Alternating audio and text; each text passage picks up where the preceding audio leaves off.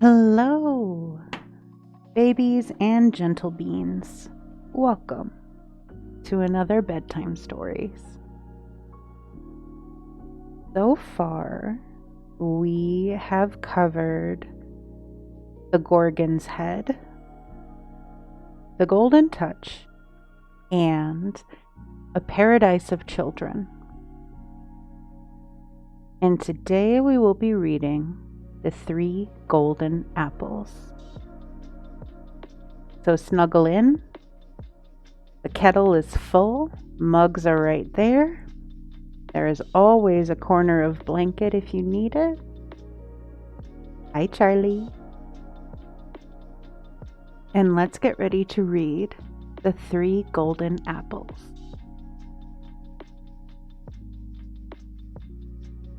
Tanglewood Fireside. The introductory to The Three Golden Apples. The snowstorm lasted another day, but what became of it afterward I cannot possibly imagine.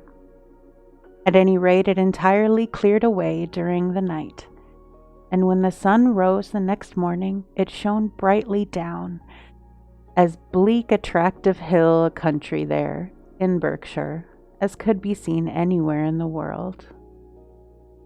The frostwork had so covered the window panes that it was hardly possible to get a glimpse at the scenery outside.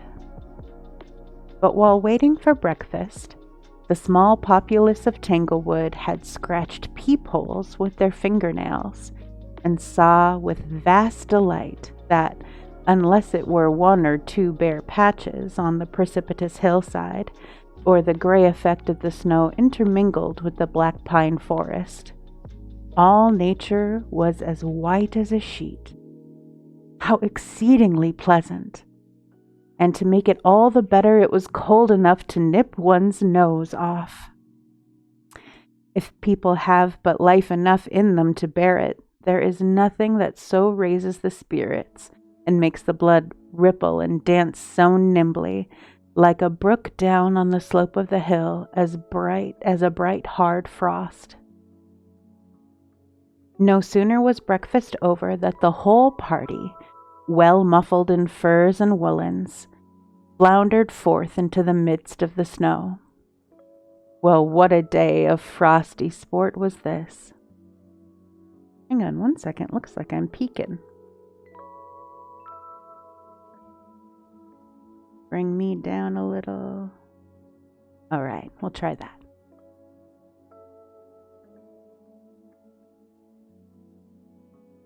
Well, what a day of frosty sport was this.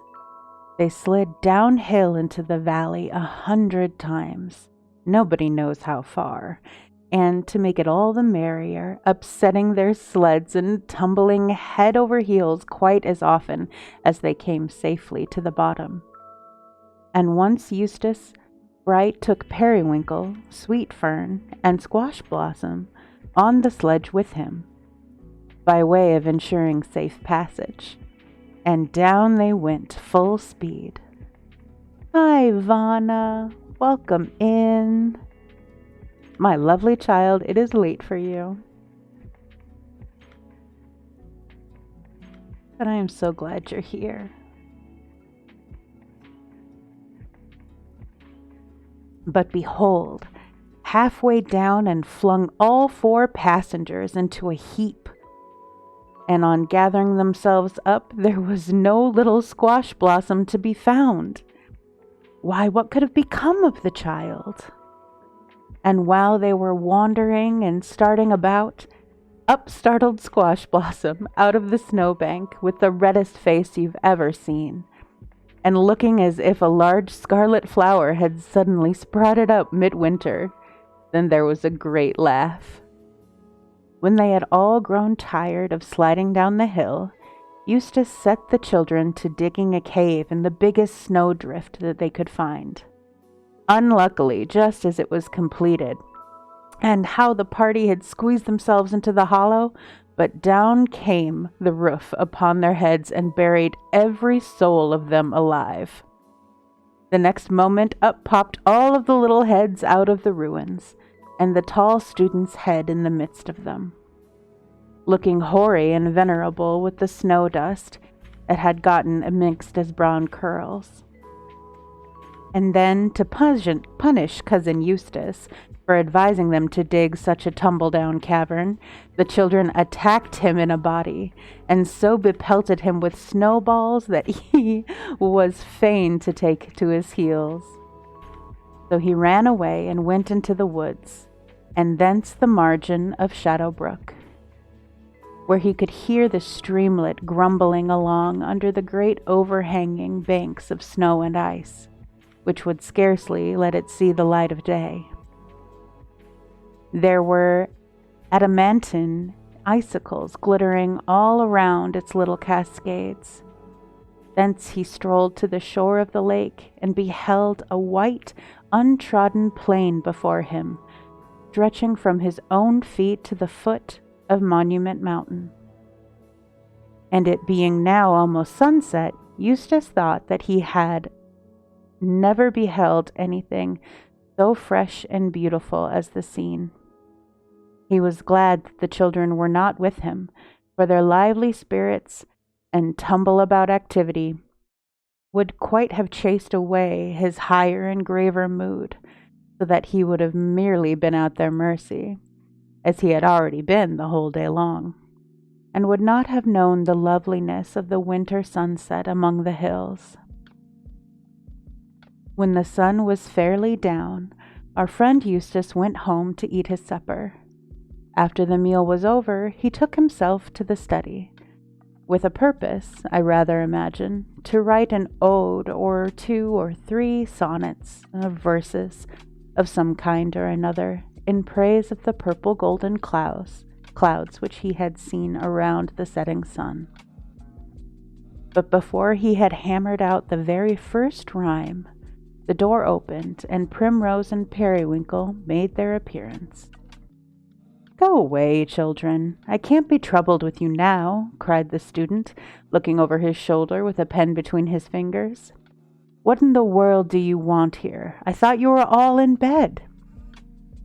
"Hear him, Periwinkle, trying to talk like a grown man," said Primrose.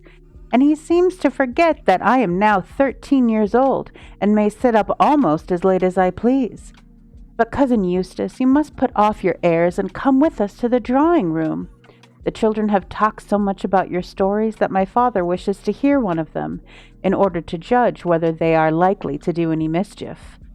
"Pooh, pooh, Primrose!" exclaimed the student, rather vexed.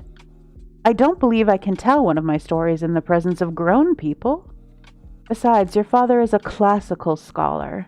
Not that I am much afraid of his scholarship, neither, for I doubt not it as rusty as an old case-knife by this time. But then he will be sure to quarrel with the admirable nonsense that I put in these stories out of my own head, and which makes the great charm of the matter for you children. No man of 50 who has read classical myths in his youth could possibly understand my merit as a reinventor and improver of them."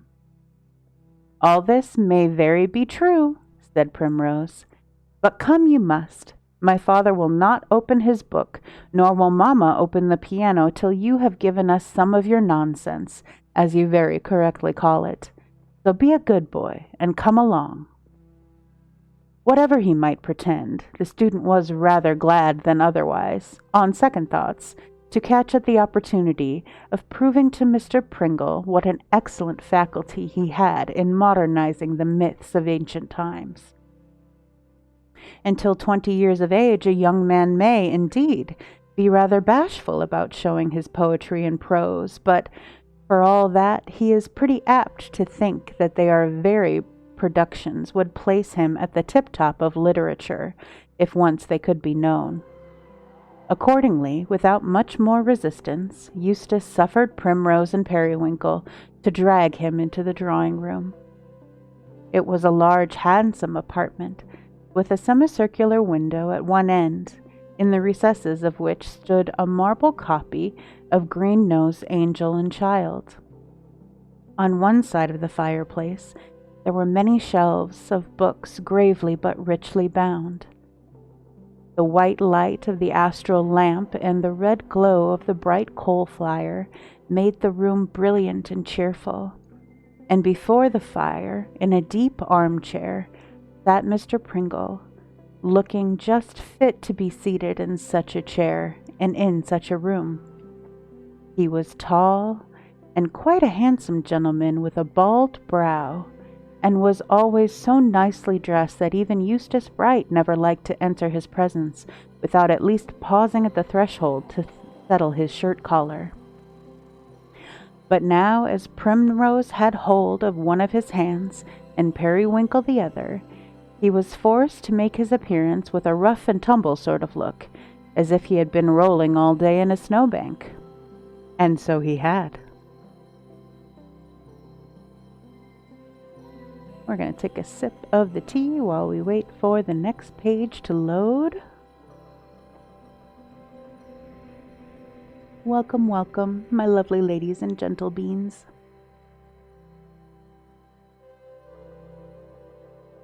Come, Mr. Pringle, load the page.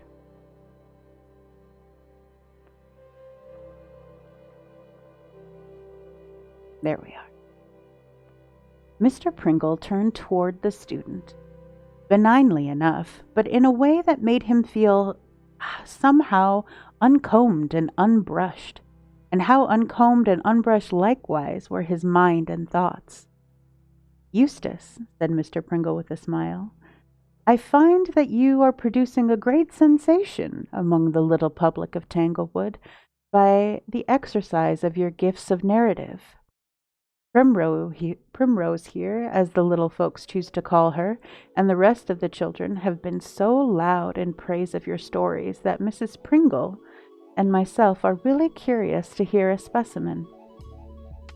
It would be so much the more gratifying to myself as the stories appear to be an attempt to render the fables of classical antiquity into the idiom of modern fancy and feeling.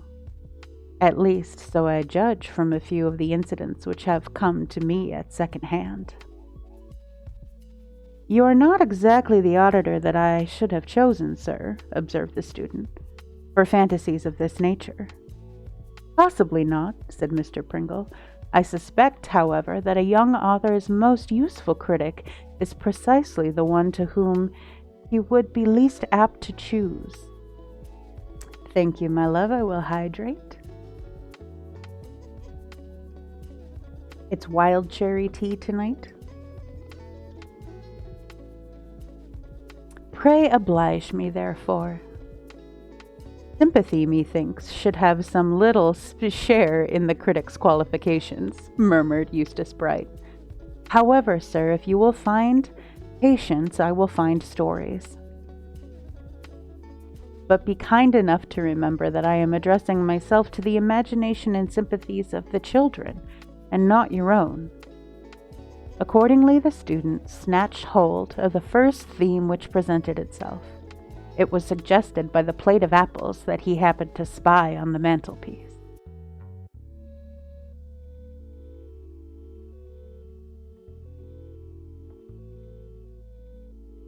The 3 Golden Apples.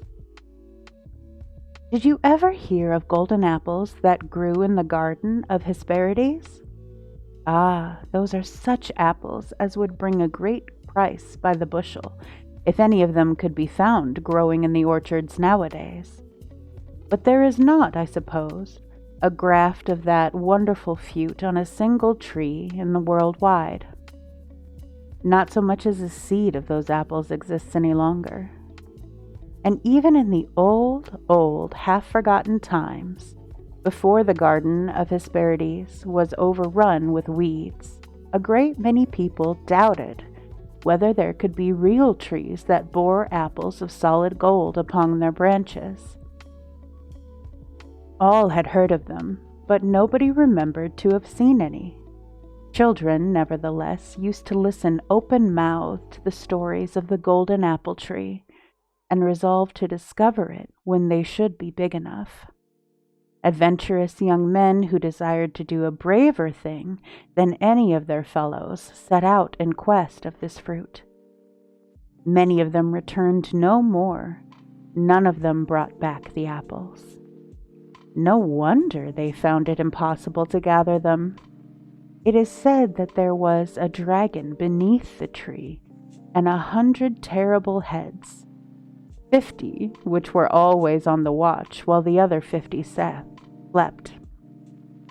In my opinion, it was hardly worth running so much a risk for the sake of a solid golden apple. Had the apples been sweet, mellow, and juicy, indeed, that would have been another matter. There might have been some sense in trying to get at them, in spite of a 100-headed dragon. But as I have already told you, it is quite a common thing with young persons, when they tire of too much peace and rest, to go in search of the Garden of Hesperides. And once the adventure was undertaken by a hero who had enjoyed very little peace or rest since he came into the world. At the time of which I am going to speak, he was wandering through the pleasant land of Italy, with a mighty club in his hand, and a bow and quiver slung across his shoulders.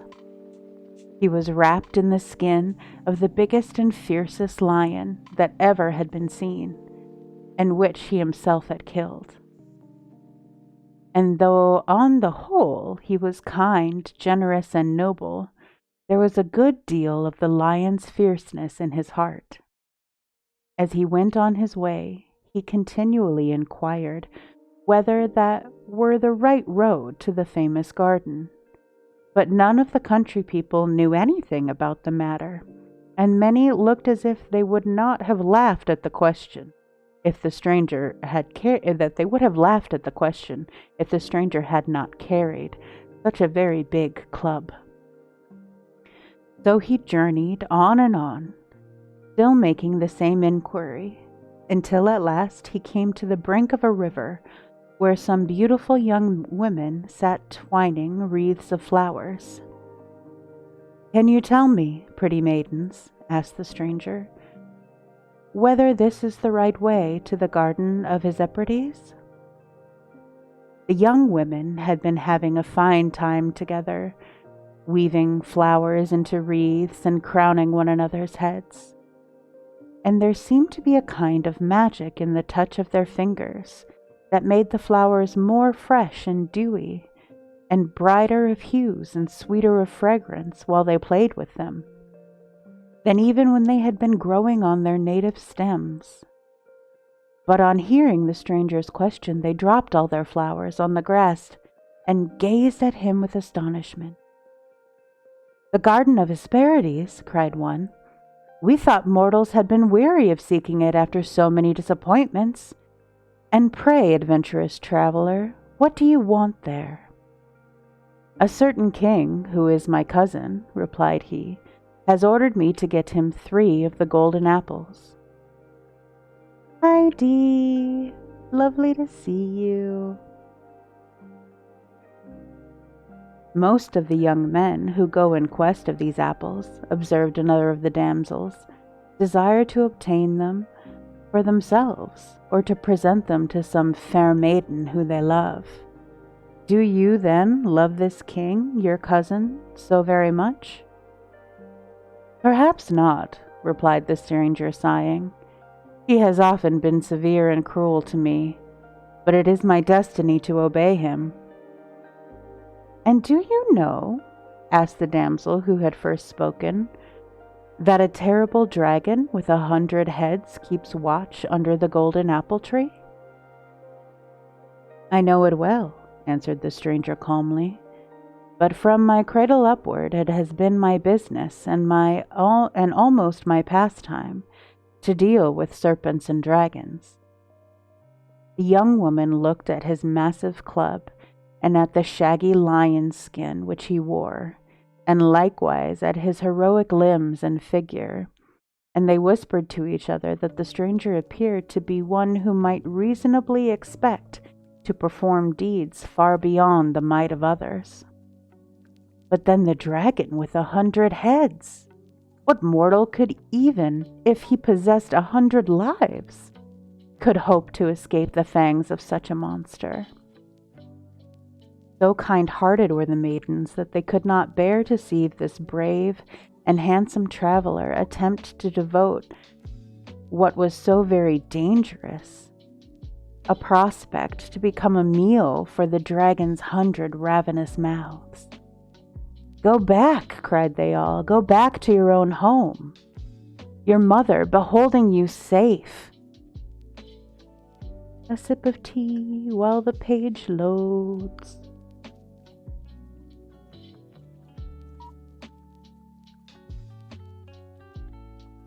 Snuggle in, there's always more blanket to share.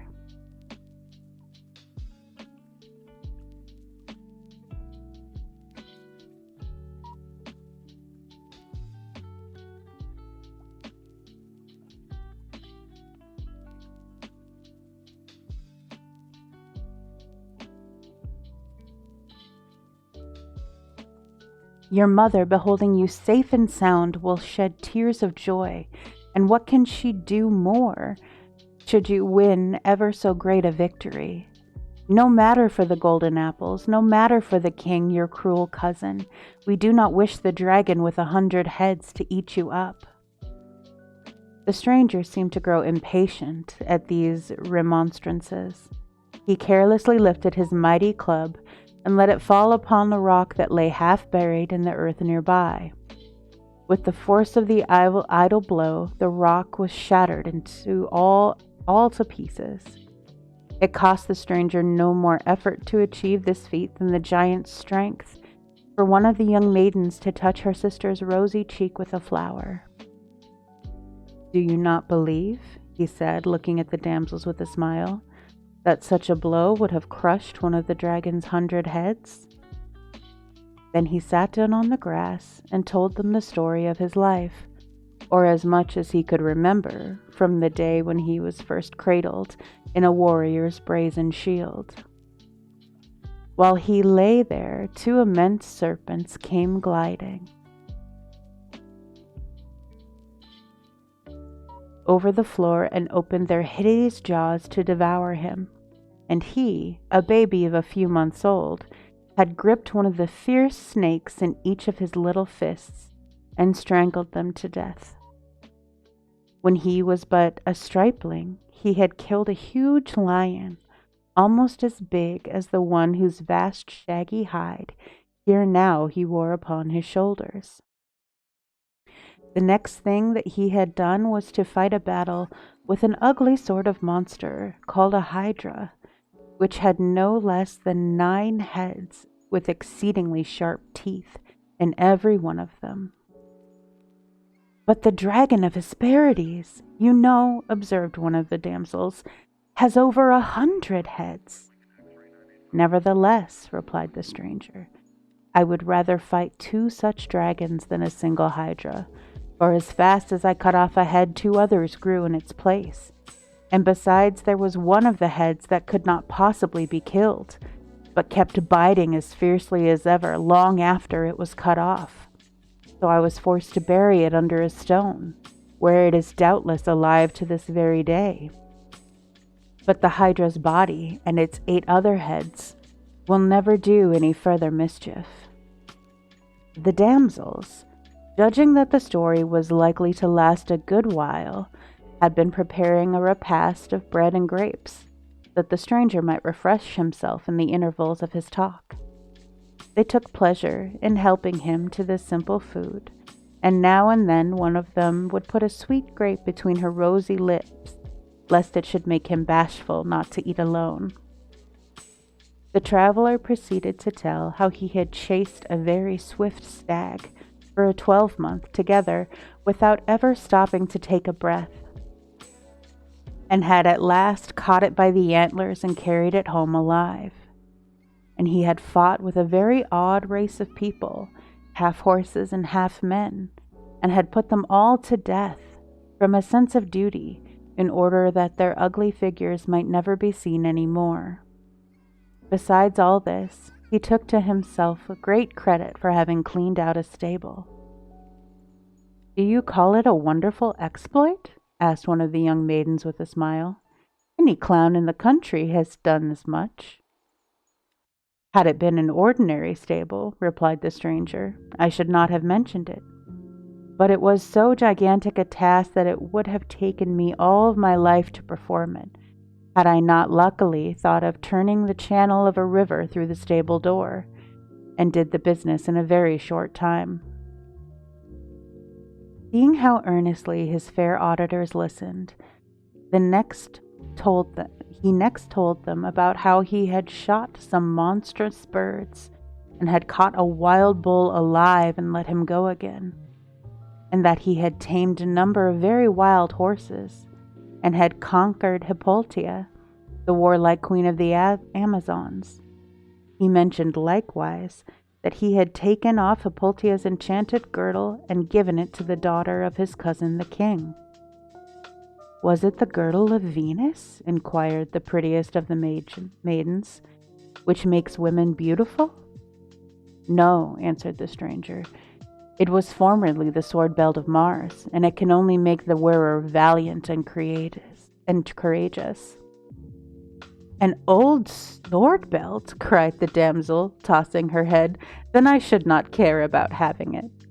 "You are right," said the stranger. Going on with his wonderful narrative, he informed the maidens that as strange an adventure as ever happened was when he fought the Grayon, a six-legged man. This was a very old and frightful sort of figure, as you may well believe. Any person looking at its tracks in the sand or snow would suppose that three sociable companions had been walking along together. On hearing his footsteps at a little distance, it was no more than reasonable to judge that several people must be coming, but it was only the strange Grayon, clattering onward on his 6 legs. 6 legs and one gigantic body. Certainly he must have been a very queer monster to look at, and my stars, what a waste of shoe leather. When the stranger had finished the story of his adventures, he looked around at the attentive faces of the maidens. "Perhaps you may have heard of me before," he said modestly. "My name is Hercules." "We had already guessed it," replied the maidens, "for your wonderful deeds are known all over the world. We do not think it strange any longer that you should set out in quest of the golden apples of Hesperides. Come, sisters, let us crown the hero with flowers." Then they flung beautiful wreaths over his stately head and mighty shoulders, so that the lion's skin was almost entirely covered in roses. They took possession of his ponderous club, and so entwined it with the brightest, softest, and most fragrant blossoms, that not a finger's breadth of its oaken distance should be unseen. It looked as though a huge bunch of flowers. It looked like a huge bunch of flowers.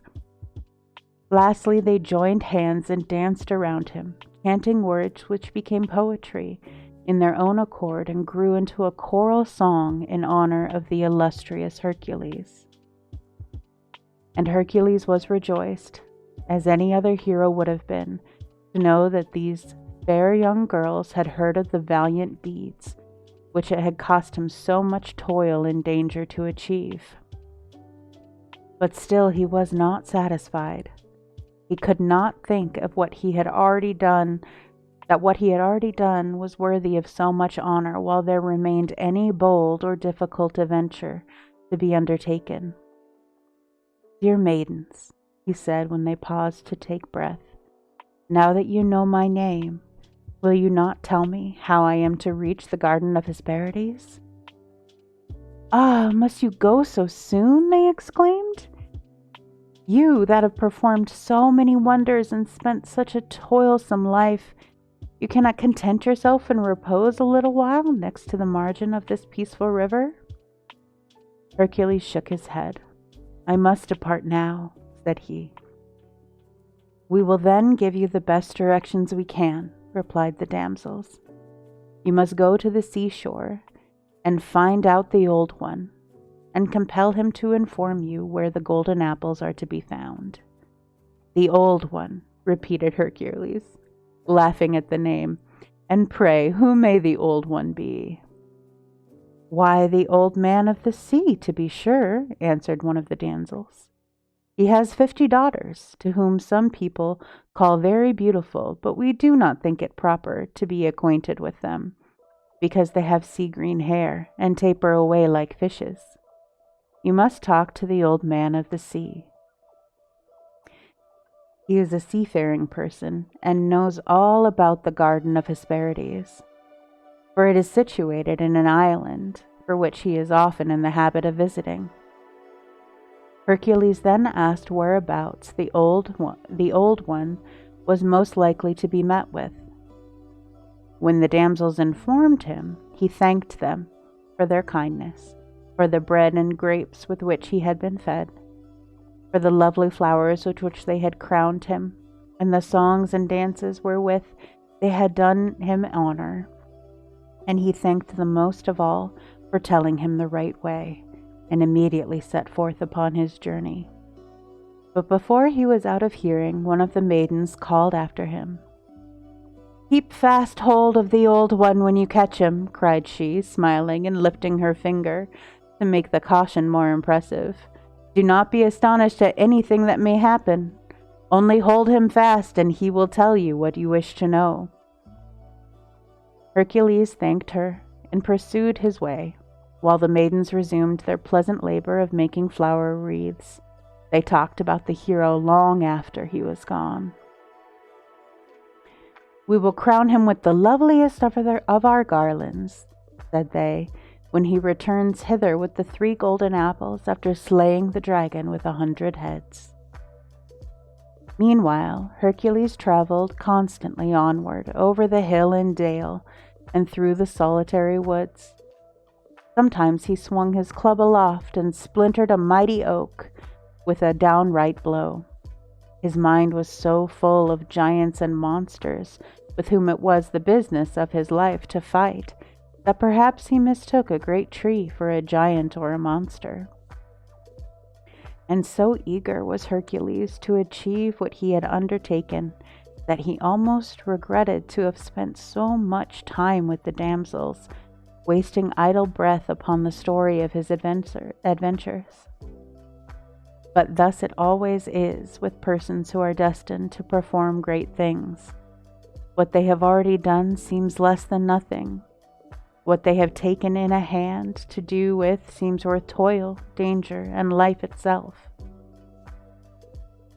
Persons who happened to be passing through the forest must have been affrighted to see him smite the trees with his great club. With but a single blow the trunk was riven, as by the stroke of lightning, and the broad boughs came rustling and crashing down. Hastening forward without ever pausing or looking behind, he by and by heard the sea roaring at a distance. At this sound he increased his speed and soon came to a beach where the great surf waves tumbled themselves upon the hard sand in a long line of snowy foam. At one end of the beach, however, there was a pleasant spot where some green shrubbery clambered up a cliff, making its rocky face look soft and beautiful. A carpet of verdant grass, largely intermixed with sweet-smelling clover, covered the narrow space between the bottom of the cliff and the sea. And what would Hercules espy there but the old man fast asleep?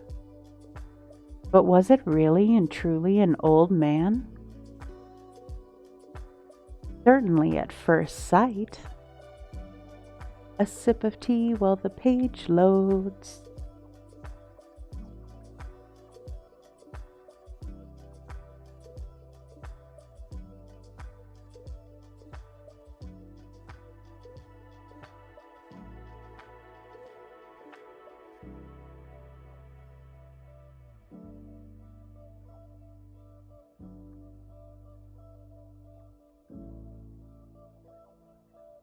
Certainly at first sight it looked very like one, But on closer inspection it rather seemed to be some kind of creature that lived in the sea, for on his legs and arms there were scales, such as fishes have, and his web-footed and webbed-fingered, and after the fashion of a duck, and his long beard being of a greenish tinge, had more appearance of a tuft of seaweed than any ordinary beard. Have you never seen a stick of timber that has been tossed about in the waves, and has got all overgrown with barnacles, and at last, drifting upon shore, seems to have been thrown up from the very deepest bottoms of the sea? Well, the old man would have put you in mind of just such a wave-tossed spar. But Hercules, the instant he set his eyes on the strange figure, was convinced that it could be no other than the old man, who was to direct him on his way. Yes, it was the self-same old man of the sea whom the hospitable maidens had talked to him about. Thanking his stars for the lucky accident of finding the old fellow asleep, Hercules stole on tiptoe toward him and caught him by the arm and leg. "Tell me," he cried before the old one was well awake, "which is the way to the Garden of Hesperides?" As you may easily imagine, the old man of the sea awoke in a fright, but his astonishment could hardly have been greater than was that of Hercules in that moment. For all of a sudden, the old one seemed to disappear out of his grasp. He found himself holding a stag by a fore and hind leg. But still he kept fast hold. Then the stag disappeared, and instead there was a seabird fluttering and screaming while Hercules clutched it by the wing and claw. But the bird could not get away. Immediately after there was an ugly three-headed dog, which growled and barked at Hercules and snapped fiercely at the hands which held him. But Hercules would not let him go. In another minute, instead of the three-headed dog, what should appear than Grayon, the six-legged man-monster, kicking at Hercules with 5 of his legs in order to get the remaining one at liberty. But Hercules held on. By and by, no Grayon was there, but a huge snake, like one of those which Hercules had strangled in his babyhood, only 100 times as big, and it twisted and twined about the hero's neck and body, and threw its head and tail into the air, and opened its deadly jaws as if to devour him outright, so that it was really a very terrible spectacle. But Hercules was no whit disheartened, and squeezed the great snake so tightly that he soon began to hiss with pain. You must understand that the old man of the sea, though he generally looked so much like a wave-beaten figurehead of a vessel, had the power of assuming any shape he pleased. When he found himself so roughly seized by Hercules, he had been in the hopes of putting him into such a surprise and terror by these magical transformations that the hero would be glad to let him go. If Hercules had relaxed his grasp, the old one would certainly have plunged down to the very bottom of the sea, whence he would not soon have given himself the trouble of coming up in order to answer any important questions. 99 people out of 100, I suppose, would have been frightened to their wits by the very first sight of the ugly shapes, and would have taken to their heels at once. For one of the hardest things in the world is to see the difference between real dangers and imaginary ones. But as Hercules held on so stubbornly, and only squeezed the old one so much tighter at every change of shape, and really put him to no small torture, he finally thought it best to reappear in his own figure.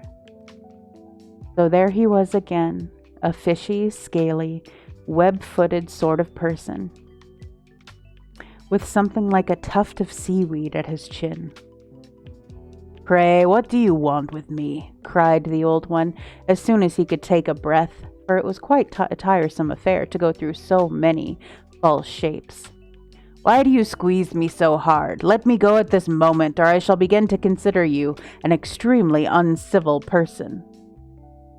"My name is Hercules," roared the mighty stranger, "and you will never get out of my clutch until you tell me the nearest way to the Garden of Hesperides." When the old fellow heard who it was that caught him, he saw with half an eye that it would be necessary to tell him everything that he wanted to know. The old one was an inhabitant of the sea, you must recollect, and roamed about everywhere, like other seafaring people. Of course he had often heard of the fame of Hercules, and of the wonderful things that he was constantly performing in various parts of the earth, and how determined he always was to accomplish whatever he undertook. He therefore made no more attempts to escape, but he told the hero how to find the Garden of Hesperides, and likewise warned him of the many difficulties which he must overcome before he could arrive thither. "You must go on thus and thus," said the old man of the sea, after taking the points of the compass, "till you come in the sight of a very tall giant who holds the sky on his shoulders. And the giant, if he happens to be in the humor, will tell you exactly where the Garden of Hesperides lies." "And if the giant happens not to be in the humor," remarked Hercules, balancing his club on the tip of his finger, "perhaps I shall find a means to persuade him." Thanking the old man of the sea, and begging his pardon for having seized him quite so roughly, the hero resumed his journey. He met with a great many strange adventures, which would be well worth your hearing if I had the leisure to narrate them as minutely as they deserve.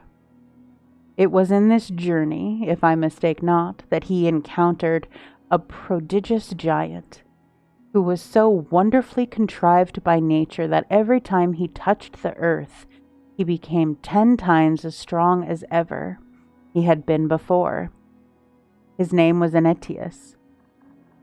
You may see plainly enough that it was a very difficult business to fight with such a fellow. For as often as he got a knockdown blow, he started up again stronger and fiercer, and abler to use his weapons than as if his enemy had left him alone. Thus the harder Hercules pounded the giant with his club, the further from he seemed to be winning the victory. I have sometimes argued with such people, but never fought with one. The only way in which Hercules found it possible to finish the battle was by lifting Anetius up off of his feet into the air, and squeezing and squeezing and squeezing him until finally the strength was quite squeezed out of his enormous body.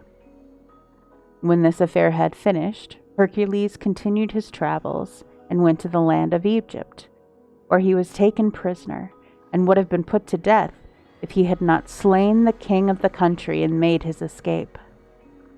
Passing through the deserts of Africa and going as fast as he could, he arrived at last on the shore of a great ocean. And here, unless he could walk on the crests and billows, it seemed as if his journey must be at an end. Nothing was before him save the foaming, dashing, measureless ocean. But suddenly, as he looked towards the horizon, he saw something a great way off, which he had not seen the moment before. It gleamed very brightly, almost as you may have beheld the round golden disk of the sun in the sky, when it rises and sets over the edge of the world. It evidently drew nearer, for at every instant this wonderful object became larger and more lustrous. At length it had come so nigh that Hercules discovered it to be an immense cup or bowl made of either gold or burnished brass. How it had got afloat upon the sea is more than I can tell you, but there it was, at all events, rolling on the tumultuous billows, which tossed it up and down and heaved their foamy tops against its sides, but without ever throwing their spray over the brim I have seen many giants in my time, thought Hercules, but never one that would need to drink his wine out of a cup like this. And true enough, what a cup it must have been. It was so large, but in short, I am afraid to say how immeasurably large it was. To speak within bounds, it was 10 times larger than a great mill wheel, and all of the metal as it was, it floated over the heaving surges more lightly than an acorn cup down on the brook. The waves tumbled in onward until it grazed against the shore within a short distance of the spot where Hercules was standing. As soon as this happened, he knew what was to be done, for he had gone through so many remarkable adventures without learning pretty well how to conduct himself whenever anything came to pass a little out of the common rule. It was just as clear as daylight that this marvelous cup had been sent adrift by some unseen power and guided hitherward in order to carry Hercules across the sea on his way to the Garden of Hesperides. Accordingly, without a moment's delay, he clambered over the brim and slid down on the inside where, spreading out his lion's skin, he proceeded to take a little repose.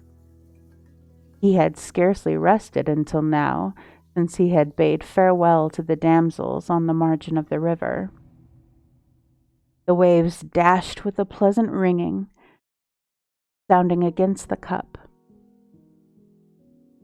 It rocked lightly to and fro, and the motion was so soothing that it speedily rocked Hercules into an agreeable slumber. His nap had probably lasted a good while when the cup chanced to graze against a rock, and in consequence immediately resounded and reverberated through its gold or brazen substance 100 times as loudly as you've ever heard a church bell. The noise awoke Hercules, who instantly started up and gazed around him, wondering whereabouts he was. He was not long in discovering that the cup had floated across a great part of the sea, and was approaching the shore of what seemed to be an island. And on the island, what do you think he saw? No, you will never guess it, not if you were to try 50,000 times. It positively appears to me that this was the most marvelous spectacle that had ever been seen by Hercules in the whole course of his wonderful travels and adventures.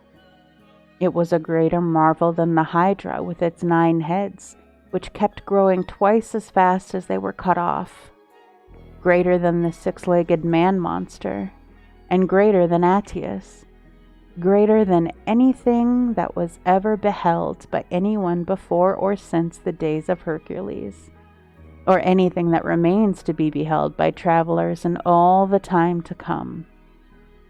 It was a giant, but such an intolerably big giant, a giant as tall as a mountain, so vast a giant that the clouds rested about his midst like a girdle, and hung like a hoary beard from his chin, and fitted before his huge eyes, so that he could neither see Hercules nor the golden cup in which he was voyaging. And most wonderful of all, the giant held up with his great hands and appeared to support the sky, which, so far as Hercules could discern through the clouds, was resting upon his head. This does really seem to be too much to believe. Meanwhile, the bright cup continued to float onward and finally touched the strand, just when a breeze wafted away the clouds from before the giant's visage, and Hercules beheld it in all of its enormous features. Eyes, each of them as big as yonder lake, a nose a mile long, and a mouth of the same width. It was a countenance terrible from its enormity of size, but disconsolate and wary, even as you may see the faces of many people nowadays who are compelled to sustain burdens above their strength. What the sky was to the giant, such are the cares of the earth to those who let themselves be weighed down by them. I love you, Vana. And whenever men undertake what is beyond the just measure of their abilities, they encounter precisely such a doom as has befallen this poor giant. Poor fellow! He had evidently stood there a long while. An ancient forest had been growing and decaying around his feet, and oak trees of 6 or 7 centuries old had sprung up from the acorns and forced themselves between his toes. The giant now looked down from a far height.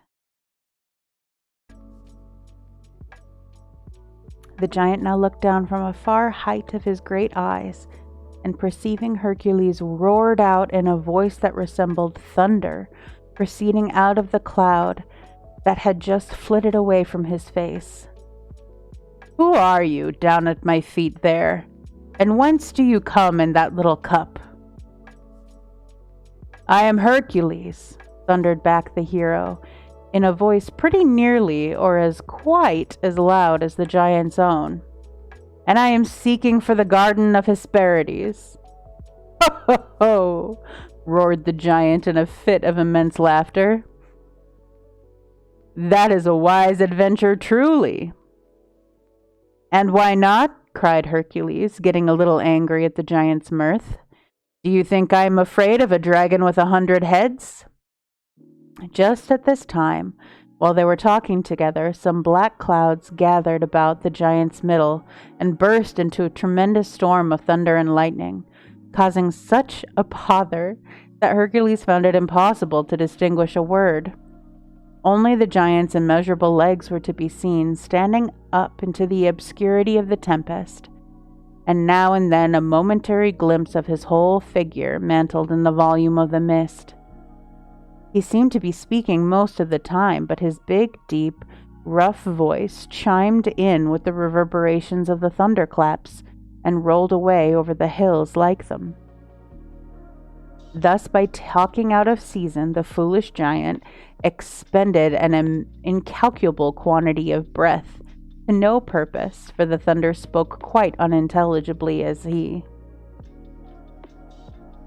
At last the storm swept over as suddenly as it had come, and there again was the clear sky, and the wary giant holding it up, and the pleasant sunshine beaming over his vast height and illuminating it against the background of the sullen thunderclouds. So far above the shower had been his head that not a hair of it was moistened by the raindrops. When the giant could see Hercules standing on the seashore, he roared at him anew. "I am Atlas, the mightiest giant in the world, and I hold the sky upon my head." "So I see," answered Hercules. "But can you show me the way to the Garden of Hesperides?" "What do you want there?" asked the giant. "I want 3 of the golden apples, for my cousin, the king." "There is nobody but myself," quoth the giant, "that can go into the Garden of Hesperides and gather the golden apples. If it were not for this little business of holding up the sky, I would have 6 steps across the sea to get them for you." "You are very kind," replied Hercules. "And cannot you rest the sky upon a mountain?" "None of them are quite high enough," said Atlas, shaking his head. "But if you were to take your stand on the summit of that nearest one, your head would be pretty nearly a level with mine. You seem to be a fellow of some strength. What if you should take my burden on your shoulders while I do your errand for you?" Hercules, as you must be careful to remember, was a remarkably strong man, and, though it certainly requires a great deal of muscular power to uphold the sky, yet if any mortal could be supposed capable of such an exploit, he was the one. Nevertheless, it seemed so difficult an undertaking that for the first time in his life, he hesitated. "Is the sky very heavy?" he inquired. Why, not particularly so at first, answered the giant, shrugging his shoulders. But it gets a little bit burdensome after 1,000 years. A sip of tea while the page loads.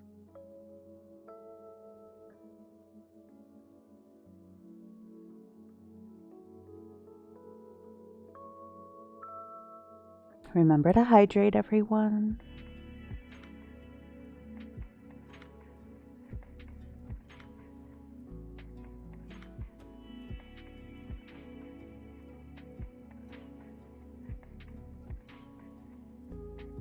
And how long a time, asked the hero, will it take you to get the golden apples? Oh, that will be done in a few moments, cried Atlas. I shall take 10 or 15 miles at a stride and be at the garden and back again before your shoulders begin to ache. Well, then, answered Hercules, I will climb the mountain behind you there and relieve you of your burden. The truth is, Hercules had a kind heart of his own, and considered that he should be doing the giant a favor by allowing him this opportunity for a ramble. And besides, he thought that it would be still more of his own glory if he could boast of upholding the sky, than merely to do so ordinary a thing as conquer a dragon with 100 heads. Accordingly, without more words, the sky was shifted from the shoulders of Atlas and placed upon those of Hercules. When this was safely accomplished, the first thing the giant did was to stretch himself, and you may imagine what a prodigious spectacle he was then. Next, he slowly lifted one of his feet out of the forest that had grown up around, and then the other.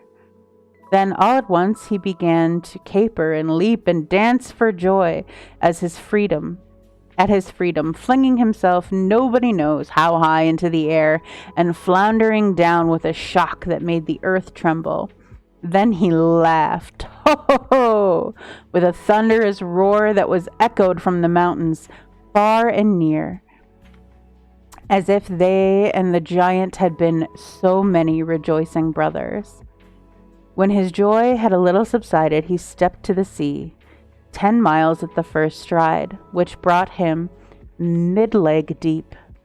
Then 10 miles at the second, when the water came just above his knees. Then 10 miles at the third, he was immersed nearly to his waist. This was the greatest depth of the sea.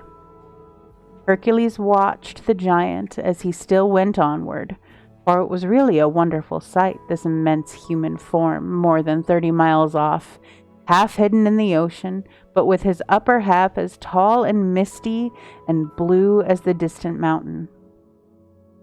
At last the gigantic shape faded entirely out of view, and now Hercules began to consider what he should do in case Atlas should be drowned in the sea, or if he were to be stung to death by the dragon with the 100 heads which guarded the golden apples of Hesperides. If any such misfortune were to happen, how could he ever get rid of the sky? And by, its weight began already to be a little irksome to his head and shoulders. I really pity the poor giant, thought Hercules. If it wearies me so much in 10 minutes, how must it have wearied him in 1,000 years?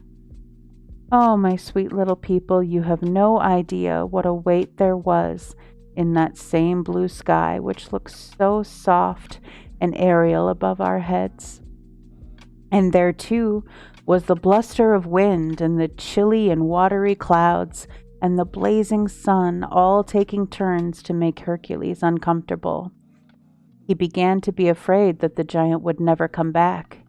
He gazed wistfully at the world beneath him and acknowledged to himself that it was a far happier kind of life to be a shepherd at the foot of a mountain than it was dizzy at the summit and bear up the firmament with his might and main.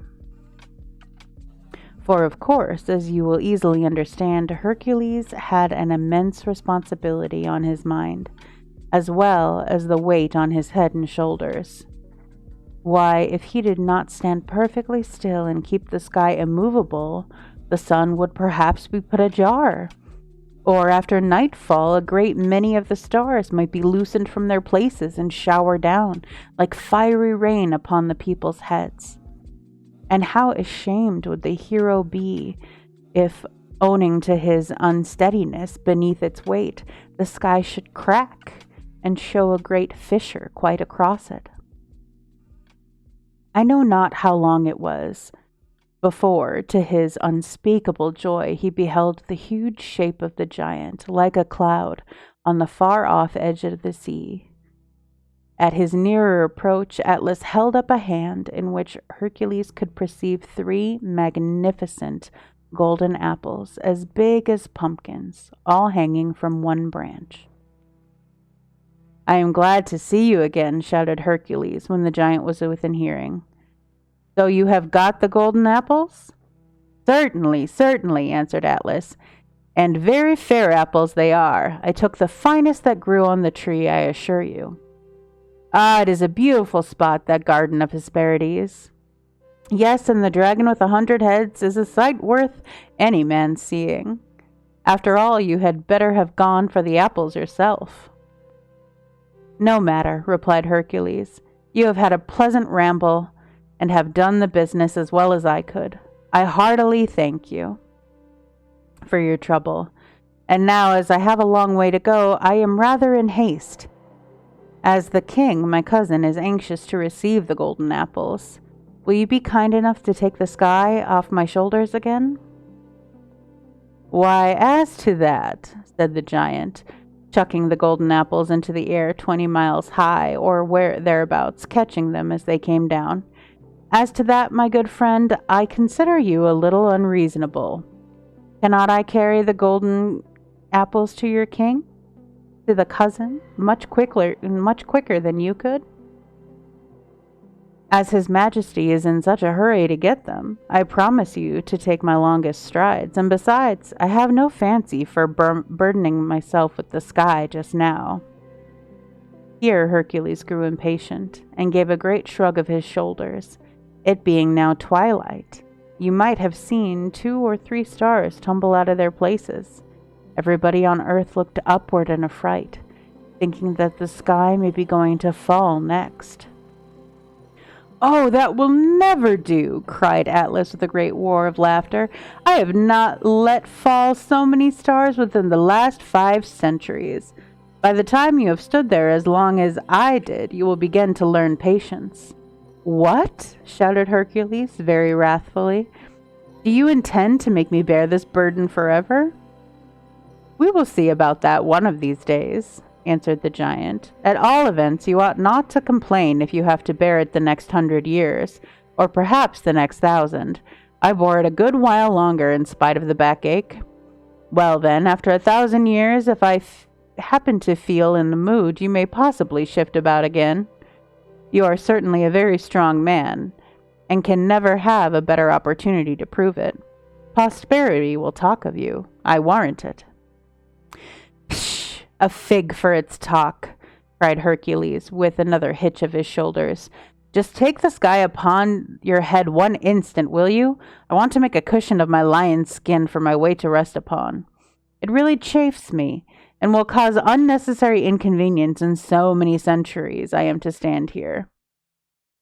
"That's no more than fair, and I'll do it," quoth the giant.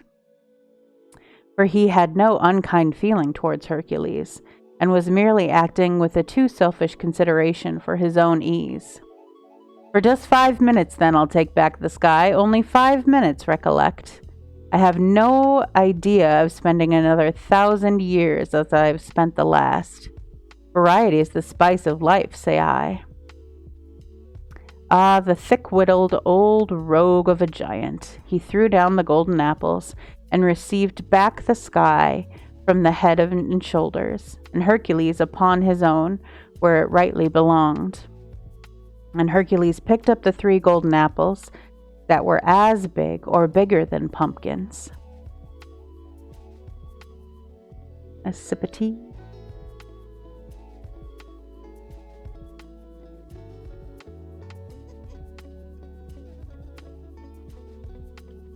Just waiting for the page to load. and straightway set out on his journey homeward without paying the slightest heed to the thundering tones of the giant who bellowed after him to come back.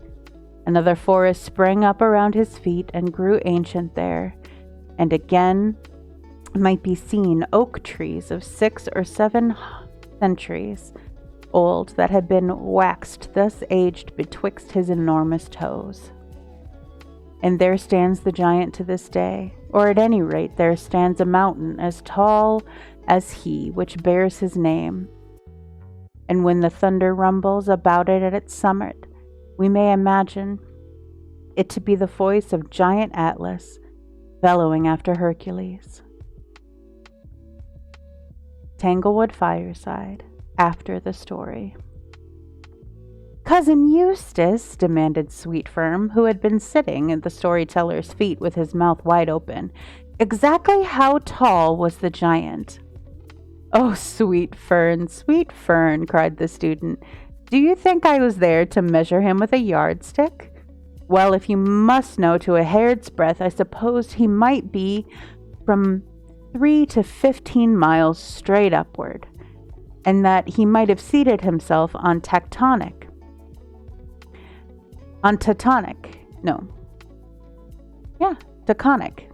That's the one. And he might have seated himself on Taconic and had Monument Mountain for a footstool."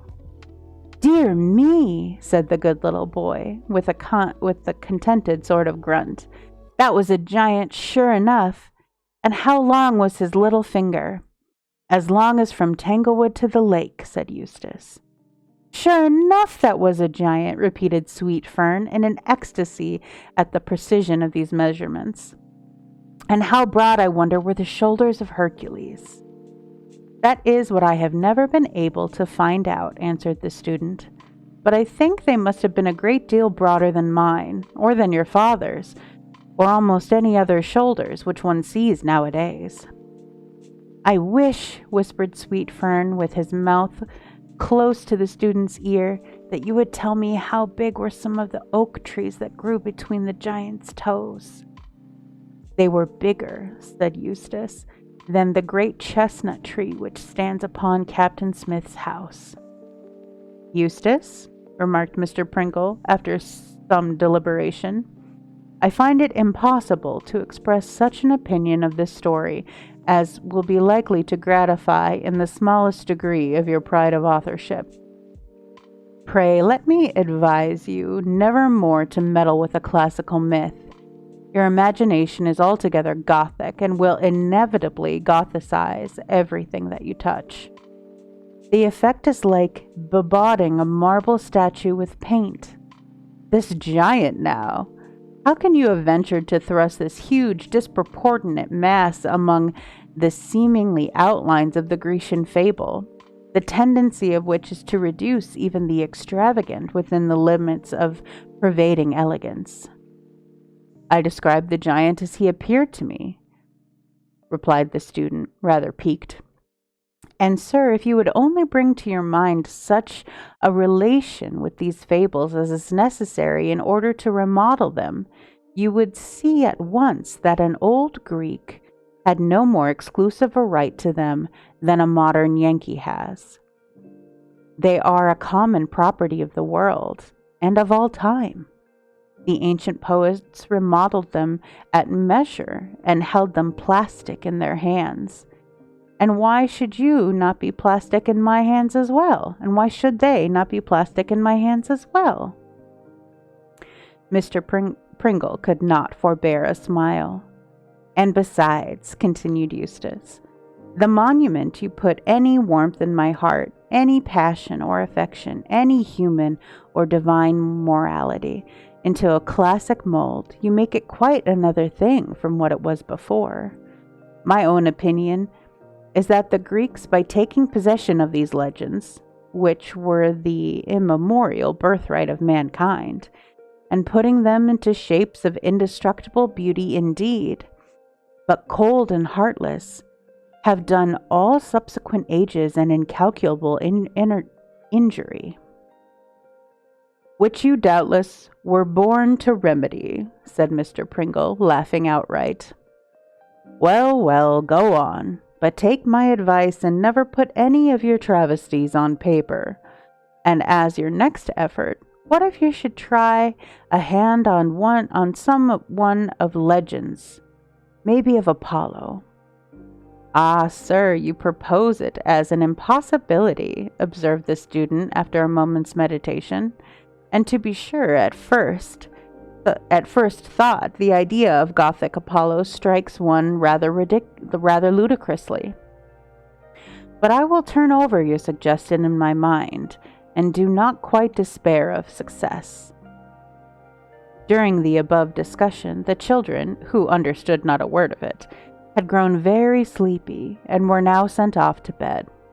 Their drowsy babble was heard ascending the staircase, while the northwest wind roared loudly.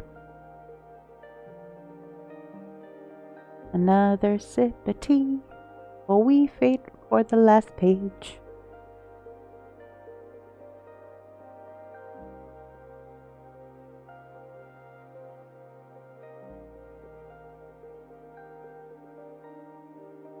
Among the treetops of Tanglewood, and played an anthem around the house. Eustace Bright went back to the study and again endeavored to hammer out some verses, but fell asleep between two of those rhymes.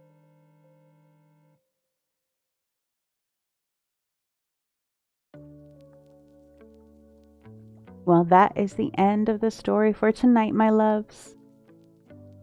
I hope you had a wonderful time. And I will catch you for the next installment very soon. Have a lovely night.